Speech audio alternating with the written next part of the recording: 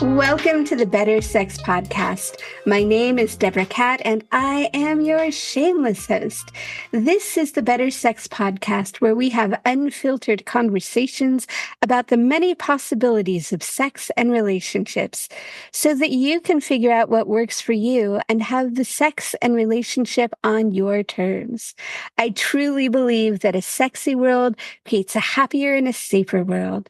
If you want to do your part to create a safe and sexy world, please hit like, subscribe, and leave a comment.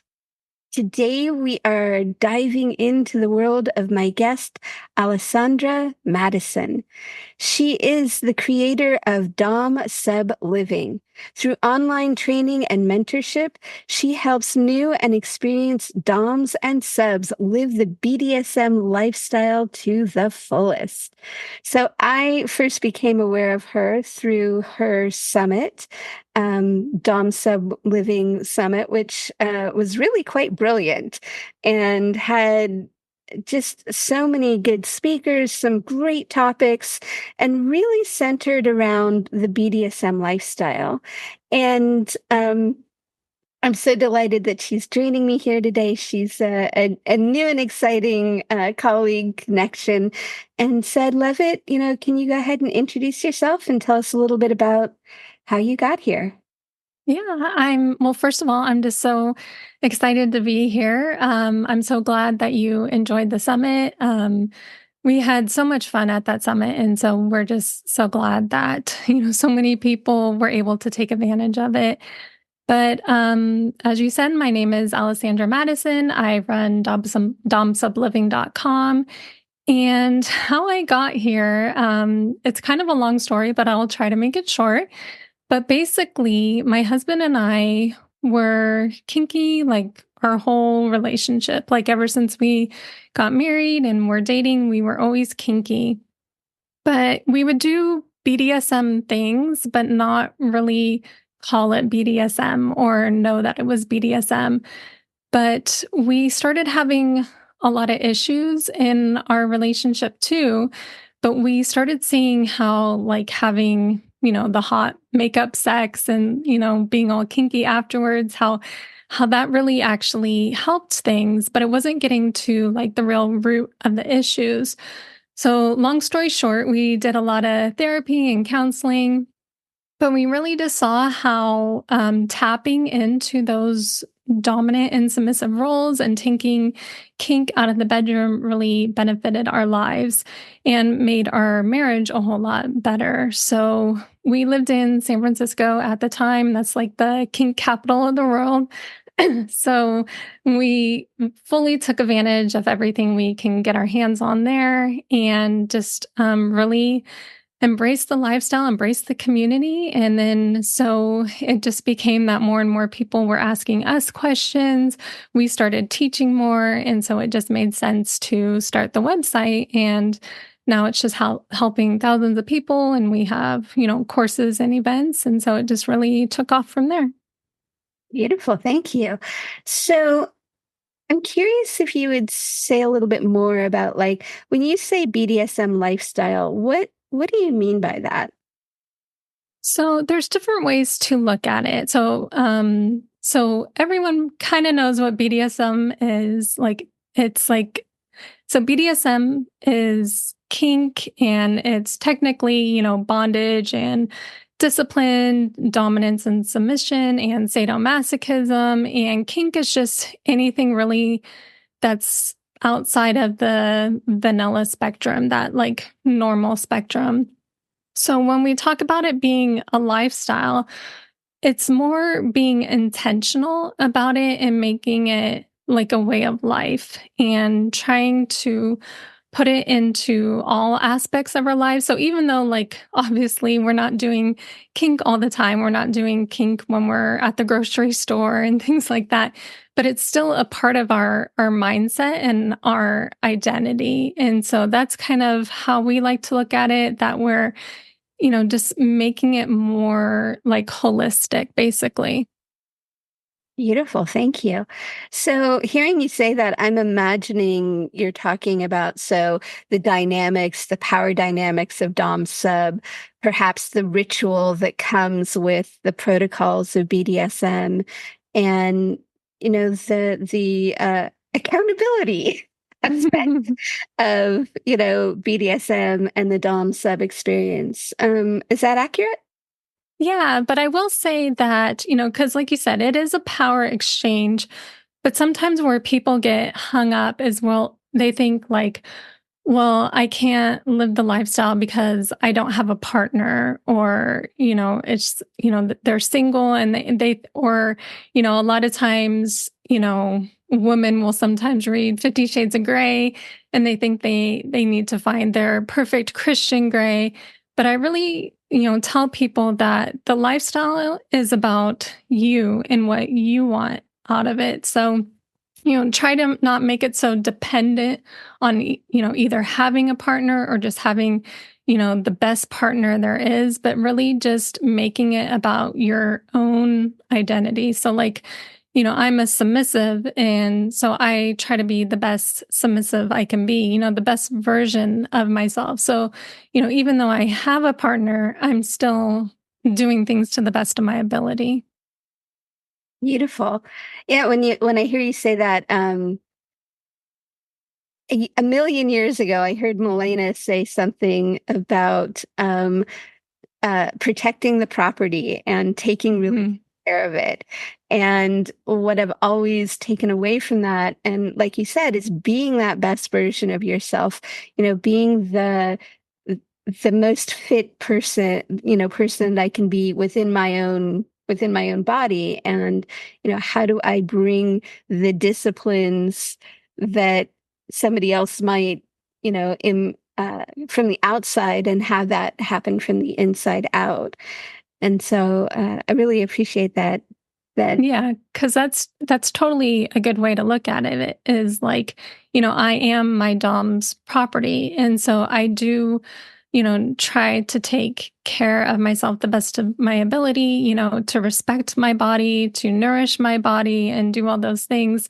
But also not just for him, but just, honoring myself too, and wanting to be that best version of myself. And he does the same thing too. He wants to be the best version of himself as a dominant. So, having a partner or not, that he is still dominant in his own life. And I think that's something, a lot of dominants forget is, they want a submissive, so they can tell them what to do sexually, and make them their slave and do all these things. And they forget that they need to be dominant over themselves first and have, that self discipline and that self control. And I think that's where a lot of relationships fall apart, honestly, is because, each person isn't doing their part to make that solid foundation first. Yeah, absolutely.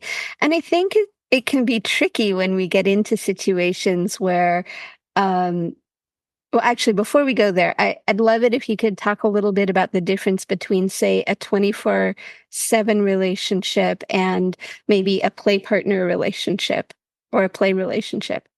Yeah. So, whatever relationship you're in, there's typically, those dominant submissive roles. And so they can even look like a master slave role, even things like, a caregiver little role. So that's something like a daddy dom or a little girl, or even a brat and a brat tamer. So there's different ways you can label it, because I know a lot of times people, want to get the right labels right for them. But basically, when we talk about, part time or bedroom only, that is just, doing kink and doing those dynamics in a scene. So, and even a scene doesn't have to involve sex, but it's just confining it to that, BDSM scene. So, but when we go 24/7 or take it out of the bedroom, so then it becomes part of our everyday life. So even things like eating a meal can have, a power dynamic there where, maybe the submissive serves the meal and waits for their partner to start eating before they eat. They can wear things like, a collar, like I'm wearing my collar now that I wear, outside the bedroom. And so it's just ways of taking it into your daily life, having, rules and protocols. So when you're doing a scene, you may have a rule where like the submissive, can't touch the dominant without permission.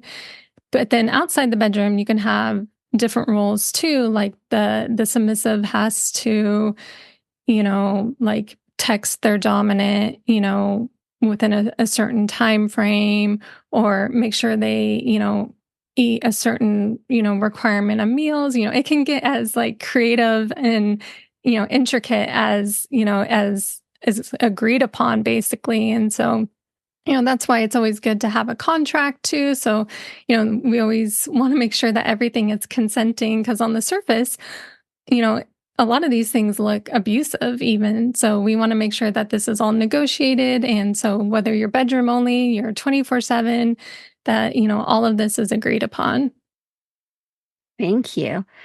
Yeah, so I'm curious, like if you were to think about some of the things that you might want to include in like some of the things that definitely need to be included in a contract or a negotiation or a conversation about having a really solid um, BDSM relationship. What would you want to include? Yeah. So I like what you said that, whether it's a contract, just a negotiation or just even a conversation, that you do need to, cover your bases. And so those would be things like, so safe words. So, when things get too intense or you or your partner is at their limit, what's a word you can use to signal that.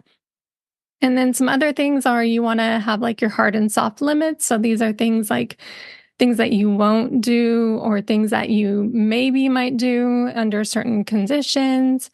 Just maybe other precautions. So if you have any like allergies, like if you're allergic to latex or things like that, you need to have a conversation about that, obviously.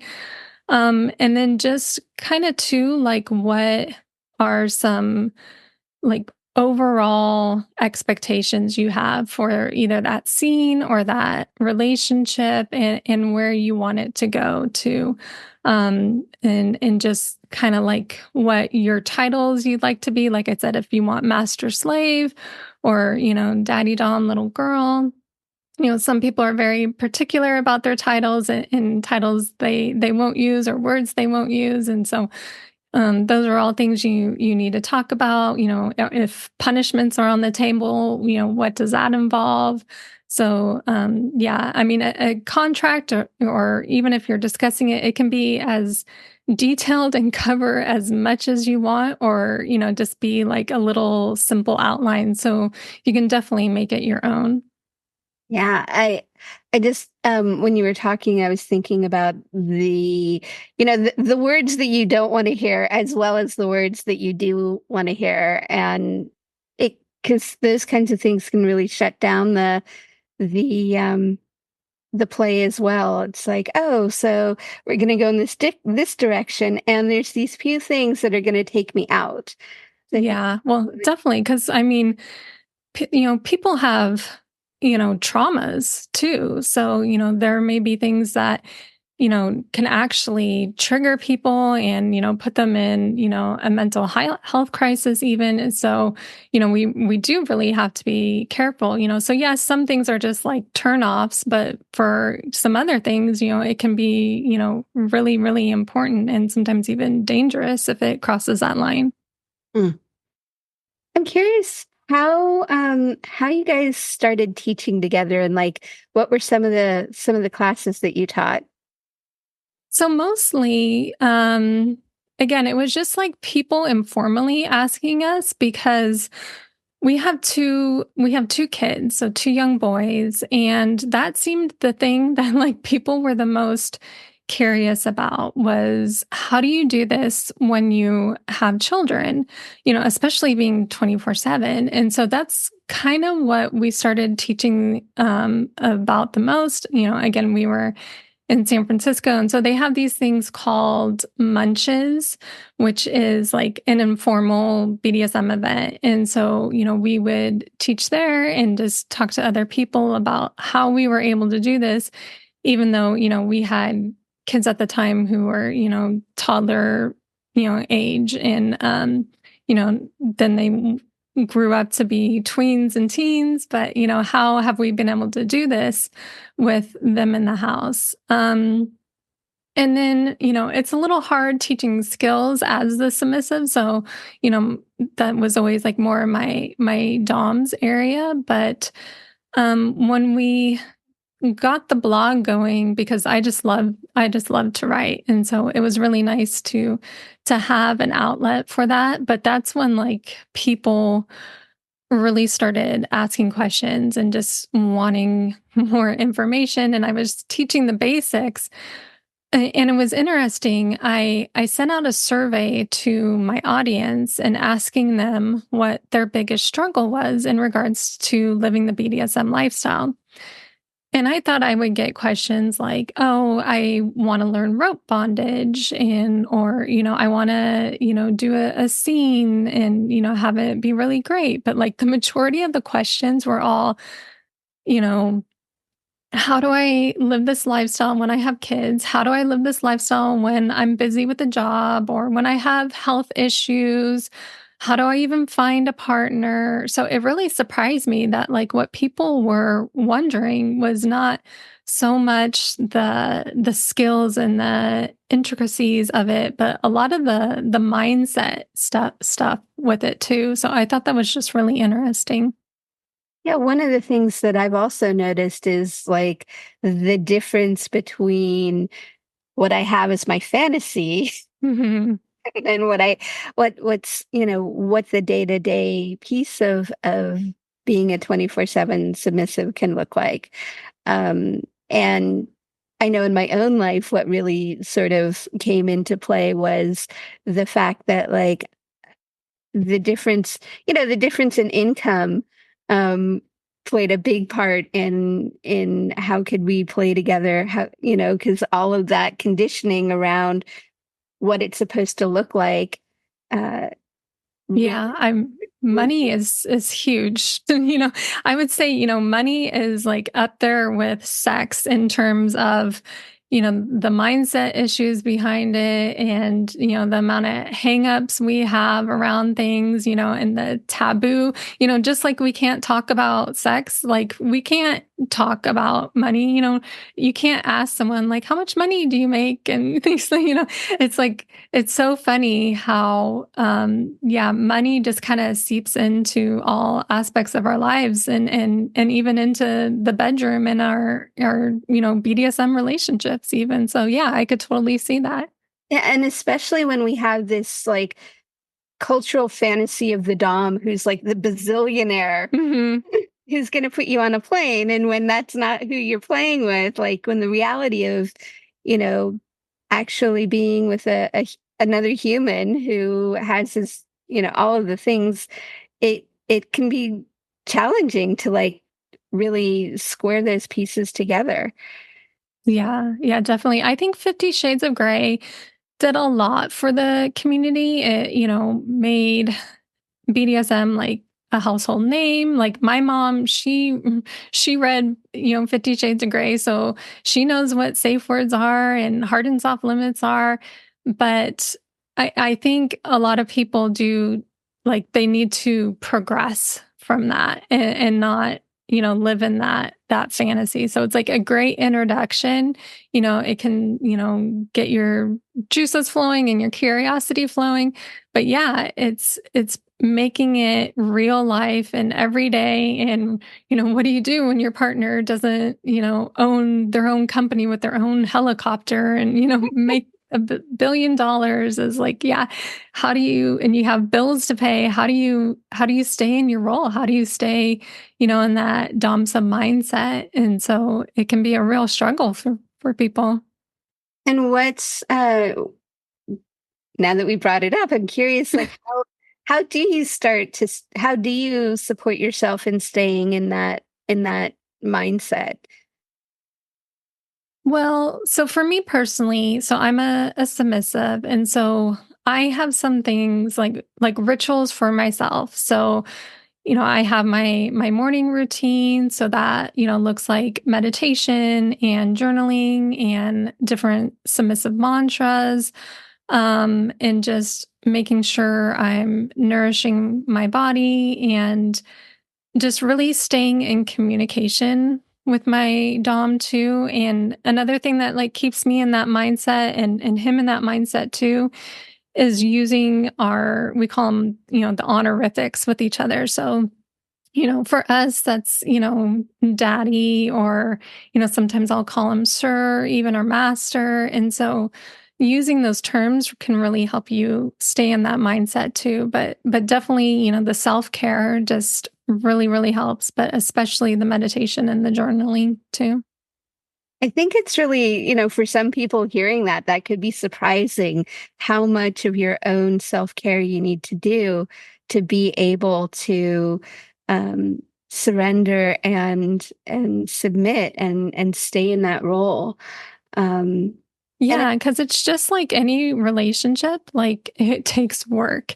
You can't just say, well, we're in a BDSM relationship now. And even if it's great from the beginning, like there's no guarantee it's going to stay that way. Things come up from time to time. And so you constantly have to adapt and, keep up those self-care rituals. So, and it gets hard, but I have noticed like when I'm feeling like really just out of alignment, with either my relationship or myself as a submissive, like I can look back and be like, oh, well, I haven't been journaling, I haven't been meditating, or, if it's our relationship, it's like, okay, well, we haven't been doing regular scenes lately. And that's why. And so really getting back to those core basics and especially those things that we were really excited to do when we first discovered BDSM, is to just like go back to those basics. and how does having a family weave into the relationship? Hmm. Well, I would say like people think and worry more than they need to. Like we think, oh my gosh, we're gonna damage our kids, and they're gonna have to go to counseling, and but the opposite of is true. And I've talked to therapists about this, that as long as they see that the parents are happy, that's all that matters. And obviously we don't expose them to kink, we don't expose them to BDSM, but they see two parents that are very much in love and respectful of each other and polite to each other. And, we try our best to stay quiet. We've done some things, some practical things like, soundproofing our rooms and just, making sure that, if we are going to have a loud scene, then maybe that's a night that they stay at the babysitter's house.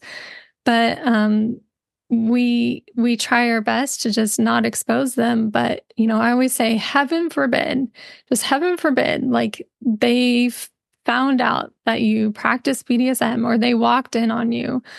Like all that takes is a really quick explanation. And I've heard from many therapists say it is more damaging for your children to walk into your room and see you fighting than to walk into your room and see you having sex. Like, so I think, obviously, like I said, take all the precautions you can, but don't worry about it. Like, as long as you're happy and your kids see that, that's all that matters. I love that. Really putting that healthy, loving relationship in front of versus the fear of all of the other pieces that you're going to see. And it makes perfect sense that seeing you fighting is more damaging than seeing you in a lovemaking or consensual experience together. Mhm. I'm going to shift things up a little bit and ask a little bit more about the website and your work. And I know that you've got a lot of different offerings, and I'm curious in terms of, if somebody is really starting out, they're starting out, let's assume they're starting out, they're single. What are some of the pieces, like what are some of the things that you suggest to them as a basic foundation? Um, Yeah. So on our website, we have a whole lot. So we have blog articles. I have a podcast too. And so there's, podcast episodes. We have the YouTube channel, so they can check that out too. But just really start with those foundational things. A lot of times people want to take off running and they buy all the gear and everything, and they want to go to a dungeon right away, but it's like, start with the education first. Before you start putting this into practice, educate yourself on the terms and things like that. So on the website we have just a ton of free resources and different articles. So just peruse the things that interest you. And when you are ready to start maybe finding a partner, we have a whole course on that. Or if you already have a partner but you kind of want to introduce BDSM and kink to them, we have a whole course on that too. So, it's kind of like a buffet where you can just kind of pick and choose where you want to go, kind of choose your own adventure type of thing. But the other thing I would recommend to people is just meeting other people in the lifestyle, because, community is so important. We need each other. I mean, me and you, Deborah, right now are having a conversation about, sex and BDSM, and that's what makes everything in life just so much better, is having someone else to talk to about these things, especially about such taboo topics that you can't talk to anyone else about. So try to meet other people in the lifestyle, find, groups and events, and just focus on making friends too. But yeah, and then when you're ready for more advanced things or you need one-to-one coaching, we offer that too. I love what you were saying about community because I think that's such an important piece. I learned so many different things from people kind of coming up, and back in the day when I was starting out, we found each other through ads in the back of the paper, like there Mhm. was no internet. So I really love how much more availability there is and how much more there is in terms of community and having community support. And I want to say, another thing about community is it can help when somebody is newer to get to understand like what's safe, who's safe. And it can be a really wonderful way to be supported in finding your way into what can seem like a bit of an overwhelming adventure. Yeah, because there are, unfortunately, predators out there, scammers out there. And so when you are learning about these things, you have that, we call it like sub frenzy or dom frenzy, where you just learn so much and you want to, just absorb everything. You want to take it all in. And so if you meet someone online who's, not a good person, they're going to take advantage of that. And I've heard horror stories of, women getting involved with men who seem like, a Christian Grey and has it all together. And, they always say, well, I'm an experienced dominant. So they're always experienced, and they need to tell you that right off the bat, that they're experienced, and, that they're going to, take them under their wing and mentor them. And then it just becomes this huge abusive, exploitive sexual relationship where, they're doing a lot of things that they're not even consenting to, or just people getting caught up with, scammers where people try to take their money and things like that. So it's always good. That's why I say start with education. So you know what a healthy dynamic looks like first. So when you see in all these other red flags that may pop up, like you'll know them for what they are. But like you said, with community, it's good to have friends that you can bounce things off of and be like, hey, this person's messaging me and something seems off. Can I, get your opinion on what you think? And I'm curious, I'd love to go back and so what would you say are some of the hallmarks of a healthy relationship, BDSM style relationship?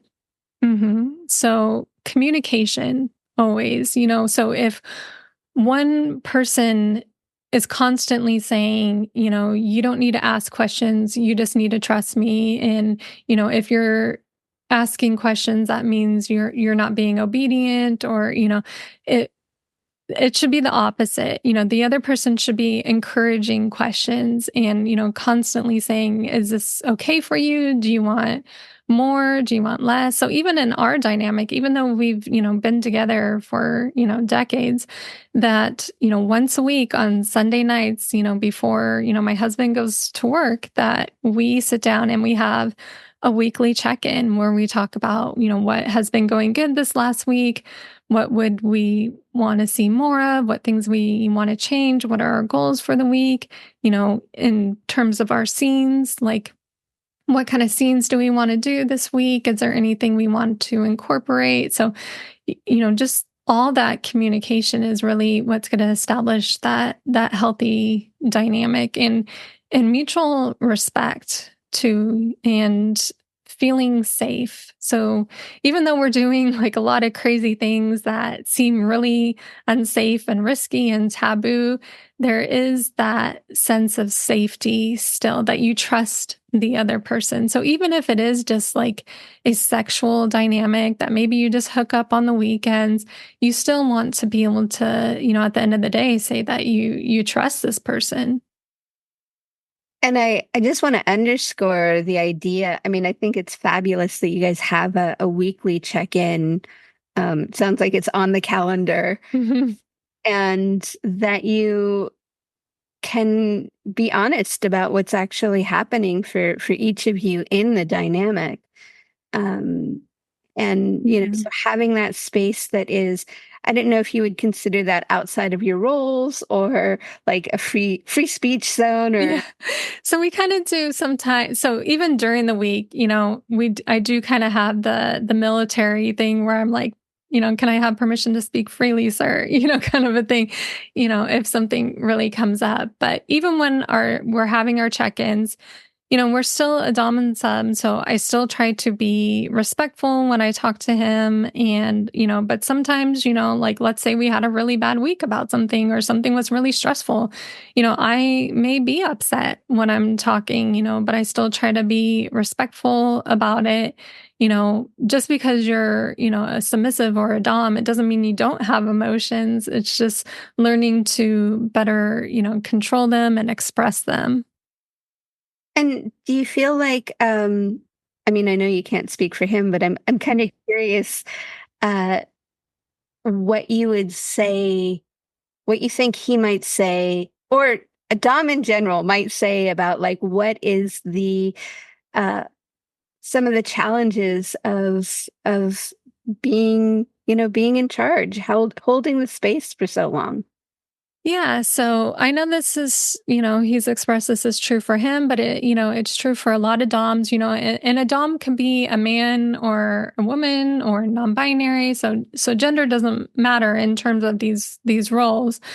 But usually where DOMs, do struggle with is it is a huge responsibility to um, in a lot of ways, they wear a lot of hats, because not only are they taking in charge in the bedroom and kind of planning things, if there's an outside dynamic, then, they're almost kind of like in this life coach role of kind of controlling and micromanaging things, and it can be kind of exhausting, but they do get a lot out of it. And a lot of people who are doms, they thrive on that. They want the control. And so that's why they get into those roles. And so it's not so much as a burden, but it is just like a lot of work and a lot of planning and checking to make sure their submissive is, doing good, is in a good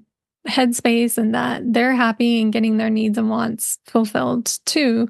So yeah, it does take a lot of work on their part. I'm wondering,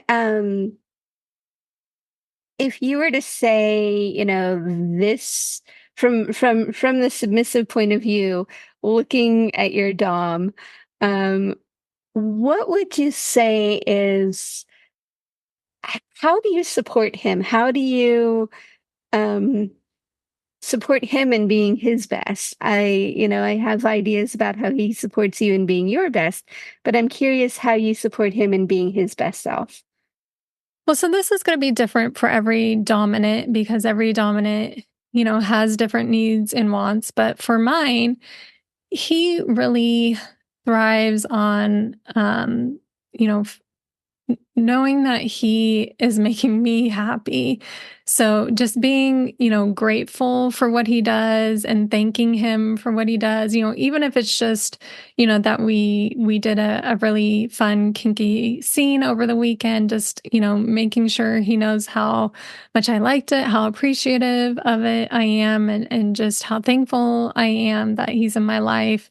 And he does like to be in that kind of like caregiver parental role. So letting him, take the lead in my life and, help me out. And instead of being this independent woman who can do it all, because even though I can take care of myself and do it all, letting him to have that control can, I know gives him a lot of fulfillment too, that he's helping me, that he's taking care of me and my needs.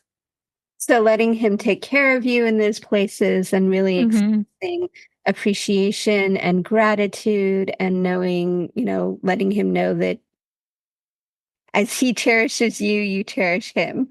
Mhm. And then obviously there's, the kinky sex, why else would we be doing this, so those are always the perks too, but yeah, so I mean, I always say like the more like we make BDSM and dom sub relationships complex, like we forget how just like at the end of the day, like it's just fun to have kinky sex, So, there's always that aspect of it too.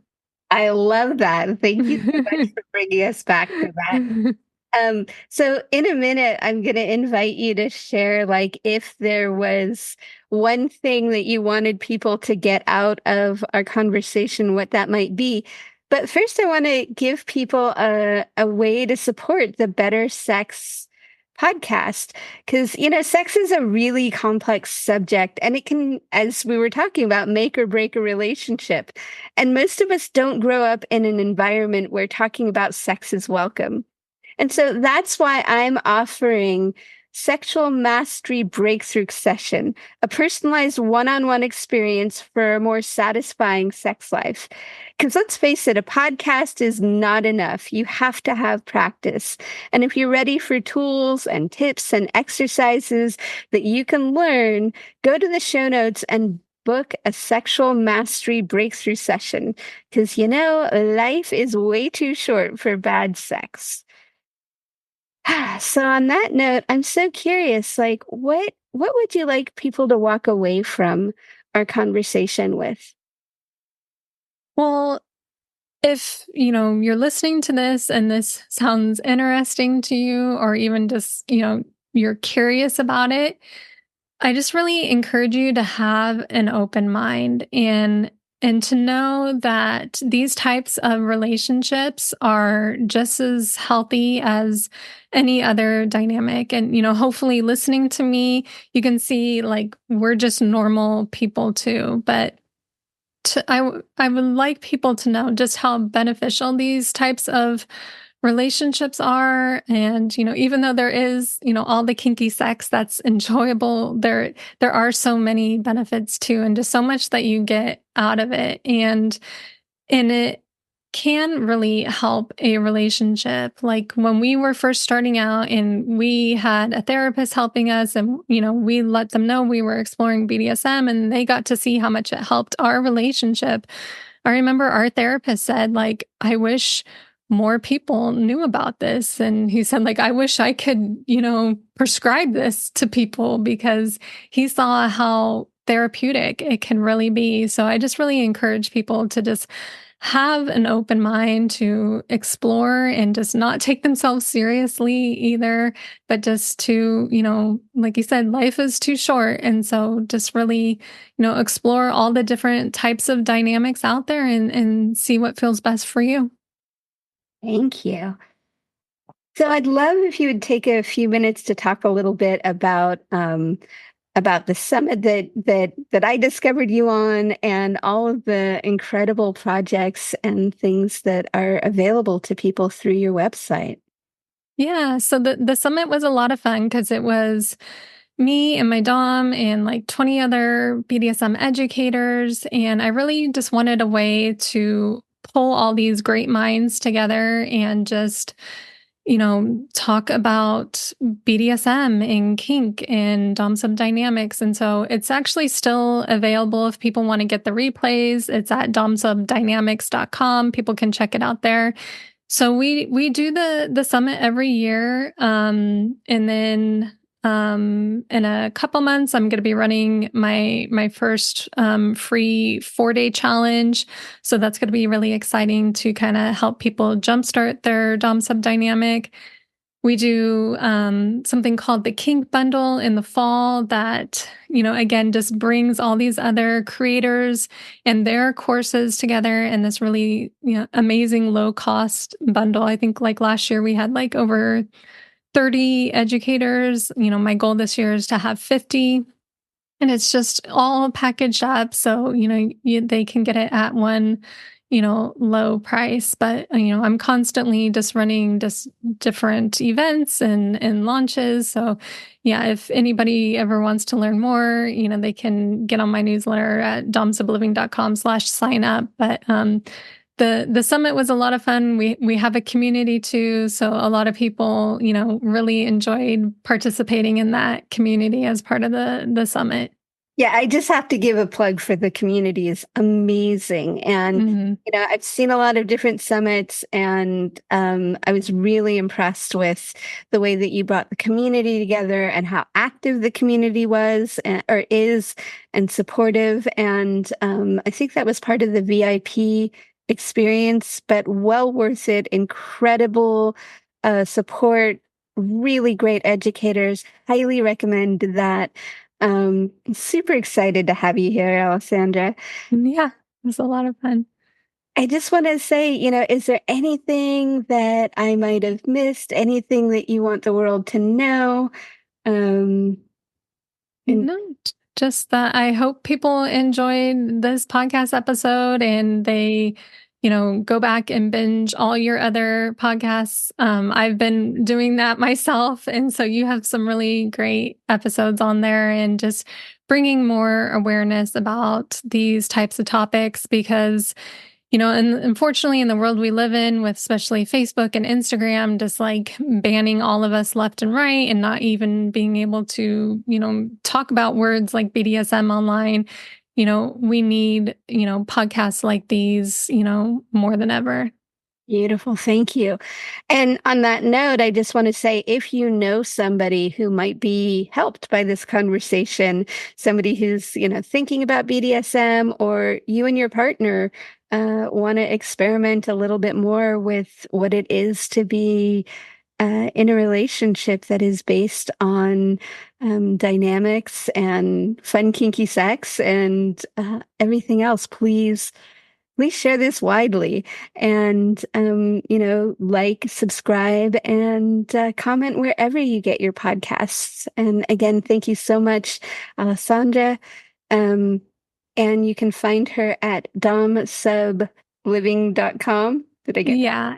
And I do have a free resource library. So there's tons of trainings and, different workbooks and quizzes even. And so we have that on our website at domsubliving.com/free. So everyone's invited to go and download that and have that free gift. So generous. Thank you so much for your time, your generosity, and your willingness to share, your lifestyle and everything that you've learned so far. Oh, thank you so much. On that note, everybody, I will hear you on the next podcast. And again, thank you so much for being a guest today.